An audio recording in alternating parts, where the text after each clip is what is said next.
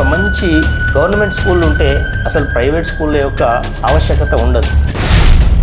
వెనకటికి గచ్చిబౌలి స్కూల్లో మీ మనమడు పోయేదాకా ఆ స్కూల్కి పనికిరాని చెత్త అంతా తీసుకొచ్చి బుర్ర ఇది చేయాలి, అది చేయాలి, ఇది నేర్చుకోవాలి, అది నేర్చుకోవాలి. ఇప్పటి విద్యా విధానం ఎలా బ్రతకాలో నేర్పించలేక పాపం ఇప్పుడు భర్త ఒక దగ్గర పనిచేస్తాడు, భార్య ఒక దగ్గర పనిచేస్తుంది. ఎటుపోతుంది మన సమాజం? గవర్నమెంట్ స్కూల్లో చదివినటువంటి విద్యార్థులు కావచ్చు, అల్యూమినై కావచ్చు, ఇప్పుడు ఎంతోమంది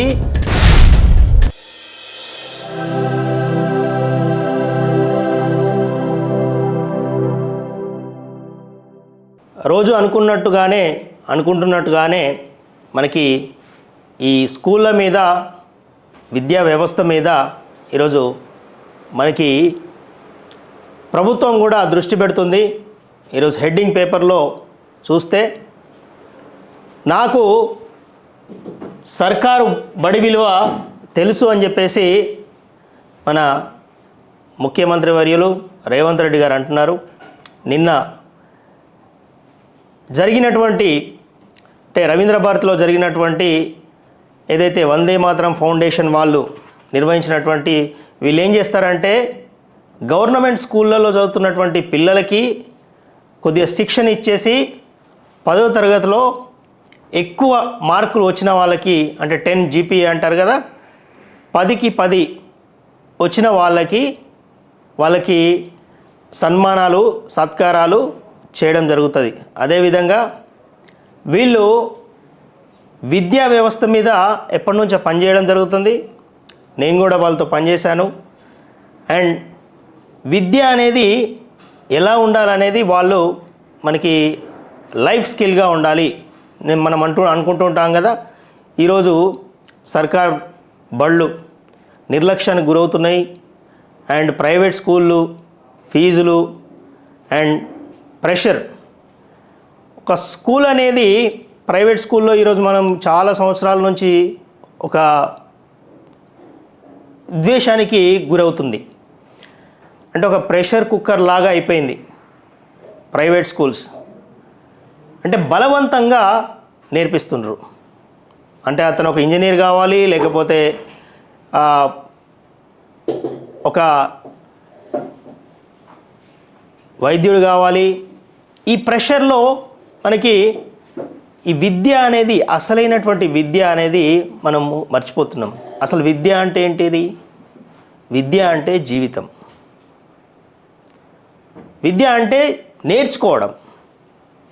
అసలు ఒక విషయం మనం గమనిస్తే, మనం చిన్నప్పటి నుంచి, అంటే మనము గత సర్కార్ బడులలో ఏ విధంగా నేర్చుకున్నాం ఆటపాటలతోని అనేది మనం ఒకసారి గమనిస్తే, అసలు విద్య అనేది నేర్చుకోవడం అనేదాన్ని నేర్చుకుంటే సరిపోతుంది. అంటే ఒక నేర్చుకోవడం అనే ప్రక్రియ ఎలా నేర్చుకోవాలో నేర్పిస్తే సరిపోతుంది. తర్వాత జీవితంలో అన్నీ మనం ఎలా నేర్చుకుంటూ పోతూ ఉంటాం. అది మనకి జనరల్గా ఒక పుస్తకం అనే ఒక పుస్తకాన్ని చదువుతుంటే మనం ఎన్నో విషయాలు నేర్చుకుంటుంటాం. ఒక పుస్తకం మన జీవితాన్ని ఎన్నో విధాలుగా మార్చేస్తుంది. ఒక పుస్తకం రాసిన వ్యక్తి ఏ కోణంలో రాస్తాడో తెలియదు, కానీ చదివే వాళ్ళు ఒక్కొక్క వ్యక్తి చదువుతుంటే ఆ వ్యక్తికి ఒక్కొక్క వ్యక్తికి ఒక్కొక్క కోణంలో అర్థమవుతుంది. అంటే విద్య అంటే నేర్చుకోవడం, విలువలతో కూడినటువంటి విద్య. అదేవిధంగా విద్య అంటే ఓన్లీ మనకి ఏదో సైన్సో మ్యాథ్సో ఏదో నేర్చుకుంటే అది కాదు. అది సంపూర్ణంగా ఉండాలనేది అందరూ చెప్తూ ఉంటారు. అంటే జనరల్గా మనకి ఫిజికల్ ఫిట్నెస్ అంటే శారీరక మనకి పుష్టి ఉండాలి, మానసిక పుష్టి ఉండాలి, బౌద్ధిక పుష్టి ఉండాలి, అదేవిధంగా ఆత్మీయ పుష్టి ఉండాలి. విద్య అంటే మనకి సమాజంలో ఒక మనిషి ఎలా బ్రతకాలో నేర్పించేదాన్ని విద్య అంటారు. ఈరోజు మనకి ఇప్పటి విద్యా విధానం ఎలా బ్రతకాలో నేర్పించలేక పాపం ఏమవుతున్నారో మనకందరికీ తెలిసిందే. ఈ ప్రెషర్ కుక్కర్లో నేర్పించినటువంటి దాన్ని విద్య అనకూడదు మనం, ఎందుకంటే దాని పేరే మారిపోతుంది. విద్య అంటేనే జీవితం, నేర్చుకోవడం. అలాంటి విద్య ఇప్పుడు లేక అండ్ ప్రభుత్వ పాఠశాలలో ఇప్పుడు జరిగినటువంటి ఈరోజు హెడ్లైన్స్లో విద్యా సంస్థల్లో పరిష్కారానికి సిఫార్సుల కోసం త్వరలో విద్యా కమిషన్ అంటున్నారు. చూడాలి ఎంతవరకు పరిష్కారాలు జరుగుతాయి. ఎన్నో సంవత్సరాలుగా ఎంతోమంది పోరాటాలు జరుగుతున్నాయి. గవర్నమెంట్ స్కూళ్ళని ఎంత చిన్నవి చదివినటువంటి విద్యార్థులు కావచ్చు, అల్యూమినై కావచ్చు, ఇప్పుడు ఎంతోమంది ఐఏఎస్లు ఉన్నారు, ఐపీఎస్లు ఉన్నారు అండ్ వివిధ దేశాల్లో సెటిల్ అయినటువంటి వ్యక్తులు తన ఊరి స్కూల్ని బాగుపరచడానికి ముందుకు వస్తున్నారు. అయినా కూడా ఎక్కడ లోపం జరుగుతుంది? స్కూల్ ఎందుకు బాగుపడట్లేదు అంటే ఇదంతా ఒక ప్రైవేట్ స్కూళ్ళ యొక్క మాఫియా హస్తం ఉందనుకోవచ్చా? ఎస్, 100% ఇది మాఫియా హస్తం ఉండడం వల్లనే ఇలా జరుగుతుందని అనుకోవచ్చు. లేకపోతే ఒక్క ఊర్లో ఒక మంచి గవర్నమెంట్ స్కూల్ ఉంటే అసలు ప్రైవేట్ స్కూళ్ళ యొక్క ఆవశ్యకత ఉండదు. కానీ ప్రైవేట్ స్కూల్ నామినల్ అండి, అంటే ఎక్కువగా గవర్నమెంట్ స్కూల్స్లో ప్రెషర్ ఉండదు. ఒక స్కూల్ వాతావరణం కావాల్సినటువంటి అన్నీ ఉంటాయి. ఆట స్థలం కావచ్చు, ఫ్రీ ఎన్వైరన్మెంట్లో ఒక ప్రెషర్ ఉండదు. అండ్ ఈరోజు మన రేవంత్ రెడ్డి గారు చెప్పినట్టు గురుకుల పాఠశాల కావచ్చు, లేకపోతే హాస్టల్లో వేస్తున్నారు. అందరు పిల్లల్ని హాస్టల్లో వేస్తున్నారు. అది ఎంతవరకు సమంజసం అనేది కూడా ఆలోచించాలి. ఒక తల్లిదండ్రులకు దూరమై, ఒక కుటుంబ వ్యవస్థకు దూరమై అతను ఏం నేర్చుకుంటాడు? పొద్దున్న లేస్తే చదవడము, లేకపోతే ఆ స్కూల్ ఎన్వైరన్మెంట్ ఒకటే జీవితమా? రేపు భవిష్యత్తులో కుటుంబంలో ఉండాలి మనిషి, బంధాలు, బాంధవ్యాలు ఇవన్నీ ఉండాలి. సో మనం ఎటుపోతున్నాం అంటే మనకి ఈ ఫాస్ట్ యుగం, ఈ ఫాస్ట్ కల్చర్, ఒకప్పుడు ఉమ్మడి కుటుంబం నుంచి తర్వాత మైక్రో ఫ్యామిలీస్ అయిపోయినాయి, మైక్రో తర్వాత మ్యాక్రో ఫ్యామిలీస్ అయిపోయినాయి, మ్యాక్రో ఫ్యామిలీస్ తర్వాత ఇప్పుడు భర్త ఒక దగ్గర పనిచేస్తాడు, భార్య ఒక దగ్గర పనిచేస్తుంది. ఎటుపోతుంది మన సమాజం? ఈ వేగం అంటే ఎందుకు ఇంత వేగం ఎందుకు మనకు?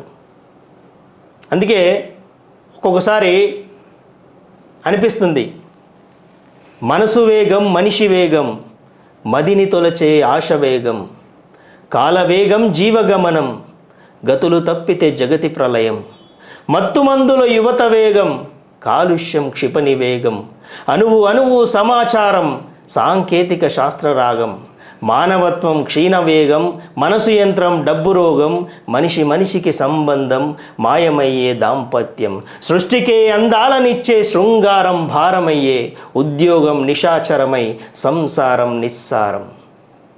ఎటుపోతుంది ఫ్రెండ్స్? సో ఇది విద్యా వ్యవస్థ. మనం మళ్ళీ గాడిలో పడాలి. సెమీ రెసిడెన్షియల్ అంటే ఇటు కుటుంబ వ్యవస్థ ఉండాలి, అదేవిధంగా ఇటు స్కూళ్ళు ఉండాలి, నేర్చుకోవాలి. కాబట్టి విద్య అంటే నేర్చుకోవడం అనేది, దయచేసి మీరందరూ చూస్తున్నటువంటి వాళ్ళందరూ పేరెంట్స్, ఎంతోమంది పేరెంట్స్ ఉంటారు, మీ పిల్లల్ని నేర్చుకోవడం అనే ప్రక్రియను నేర్పించండి. కానీ పనికిరాని చెత్తంతా తీసుకొచ్చి బుర్ర ఇది చేయాలి, అది చేయాలి, ఇది నేర్చుకోవాలి, అది నేర్చుకోవాలి. నేర్చుకోవడం అనే ప్రక్రియ ఆ పిల్లగాడికి నేర్పిస్తే అతడు ఏది నేర్చుకోవాలో, ఏది అవసరమో మనకు ప్రకృతి అన్నీ నేర్పిస్తాయండి. Nature is our teacher, learning is our నేచర్గా ఉండాలి. సో కాబట్టి ఫ్రెండ్స్, సో ఈరోజు welcome to Girish bhai. So education department అన్న ఒక పద్యం చెప్పిండు, అది చూస్తుంటేనే కాలుష్యం క్షిపణి వేగం. ఎస్, అది నిజంగా టచ్ చేసింది. సో దీన్ని కొంచెం నేను యాడ్ ఆన్ చేస్తా మన శ్రీధర్ అన్న. మరి ఇవాళ మార్కుల కోసం ఒక పెద్ద రచరంబోల ఈ స్కూల్లో చదివితే ఇన్ని ర్యాంకులు, ఈ కాలేజీలో చదివితే అన్ని ర్యాంకులు, ఇగో ఈ కోర్సు తీసుకుంటే ఇన్ని ర్యాంకులు, అగో మా దగ్గరికేనే వచ్చినాయి ర్యాంకులు. ర్యాంకులు లేకపోతే రాలేదా మీ కొడుకుకు ర్యాంకులు? అరే ఈ ఇంకు పెన్ను పట్టింది ర్యాంకు కోసం అనేది నాకు ఇంతవరకు అర్థమవుతలేదు. అయితే నాకు తెలిసిన విద్య ఎస్పెషలీ ఇది నేను పర్సనల్గా కూడా పాటిస్తాను, నా నిజ జీవితంలో నేను పాటిస్తాను. నాకు తెలిసిన విద్య ఏంటంటనా, మీరు ఒక ఎగ్జామ్ రాయనిక పోతున్నప్పుడు 4 మార్కుల కోసం ఎగ్జామ్ రాస్తలేవు. నాకేమనిపిస్తుంది అని అంటే ఆ 3 గంటల పాటు ఆ ప్రెషర్ని నీ బ్రెయిన్ ఎంత సస్టైన్ చేస్తుంది, నీ శరీరం ఎంత సస్టైన్ చేస్తుంది, ఎంత బెస్ట్ డెలివరీ చేసి వస్తున్నావు నువ్వు. That's right. సిచ్యువేషన్ అనాలి, నీకు ఏది వస్తుందో తెలియదు పరీక్షల, తెలియని దానికి నువ్వు నీకు తెలిసిన దానికి నువ్వు ఎంత సూపర్గా రిప్రొడ్యూస్ చేశాడో వస్తావు అని అనేదే పరీక్ష. ఎస్. అండ్ పరీక్ష అంటే సారీ మిమ్మల్ని ఇంట్రొడక్ట్ చేస్తున్నా, అందరూ పరీక్ష అంటే ప్రాబ్లం అంటే దాన్ని ఏదో పెద్ద ప్రాబ్లం లాగా చూస్తున్నారు. Problem is not at all problem. Problem is opportunity to learn. Problem అనేది ఒక మనం ఎదగడానికి. నేను జర కేసీఆర్ని దాగ్ చేస్తా, కేసీఆర్ని జర యాద్ చేసుకుంటా. అంటే మనం రాజకీయంగానే ఉంటాం కాబట్టి, గిరీష్ నువ్వు విద్య నేర్పేటప్పుడు రాజకీయం ఎందుకు తీసుకొచ్చినావు అని నన్ను మాట్లాడితే, రాజకీయం లేనిది జీవితం లేదు. మార్కులలో కూడా మీరు పోరలకు రాజకీయమే నేర్పిండ్రు. వాడికి ఎక్కువ వచ్చినాయి, వీడికి తక్కువ వచ్చినాయి. వాడు ఆ స్కూల్లో చదువుతున్నాడు, నా పిల్లలు భార్యాభర్తల మధ్యలో కూడా చిచ్చులు. వాళ్ళు ఆ స్కూల్లో చదువుతున్నారు, నువ్వు నీ పిల్లలని ఈ స్కూల్లో వేసినావు. వాళ్ళు ఆ కోర్స్ చదివిస్తున్నారు, నువ్వు ఈ కోర్స్ చదివిస్తున్నావు. వాళ్ళు ఐఐటీలో ఈ ర్యాంక్ కొట్టిర్రు, ఇగో మన పోరాడు ఐటీఐ పాస్ అవుతలేడు. ఇది అంతెందుకన్నా, తెలంగాణ ముందు మనం ఏం పోరాటం చేసినాం, ఎవరిని ఈడ ఉంచొద్దు అని అనుకున్నాం. చైనా స్కూల్స్ని మాకెందుకు అనుకున్నాం. Correct. KG to PG free ఇస్తామన్నాం, ఏమైంది?